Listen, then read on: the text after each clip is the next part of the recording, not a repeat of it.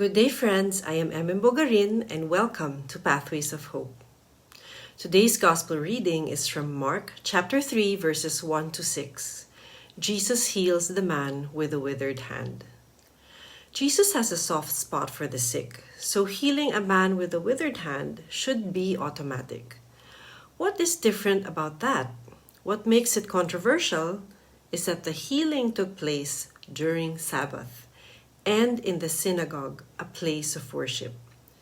The Pharisees were observing Jesus if he would heal during a Sabbath, as it was prohibited. Only cases of life and death situations are permitted during Sabbath. But a withered hand? That's not considered urgent and important. The Pharisees watched Jesus, not to admire him, but to accuse him. However, Jesus knew what they were thinking, and he was deeply distressed at the hardness of their hearts. Jesus called the man with a withered hand and told him to stand up in front of everyone. Let's focus on the man with the withered hand. He must have had his hand deformity for a long time, even from birth. It must have affected his livelihood and his relationships. He must have tried to hide his hand, and he himself must have stayed hidden and isolated from people. Then Jesus, with his compassionate heart, was moved to call him to step forward and be seen by everyone. He must not be used to this kind of attention. He must have felt embarrassed, or maybe he felt special. Then Jesus poses a very important question. Which is lawful on the Sabbath? To do good or to do evil? To save life or to kill?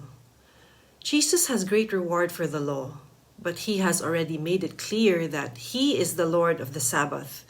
He is also showing everyone that love above all should take precedence over compliance of the law. Shouldn't they do good on Sabbath than just merely observe the law? What is more important, the law for law's sake or love for God and his people?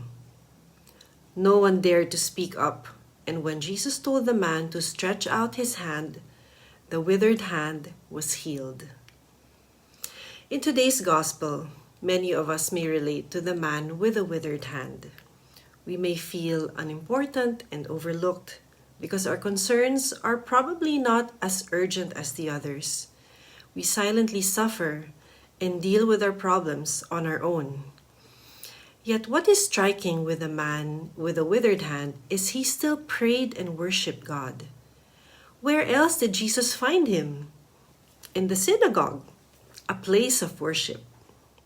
No wonder Jesus had compassion on him. Despite his deformity, it didn't stop him from praying and worshiping the Lord.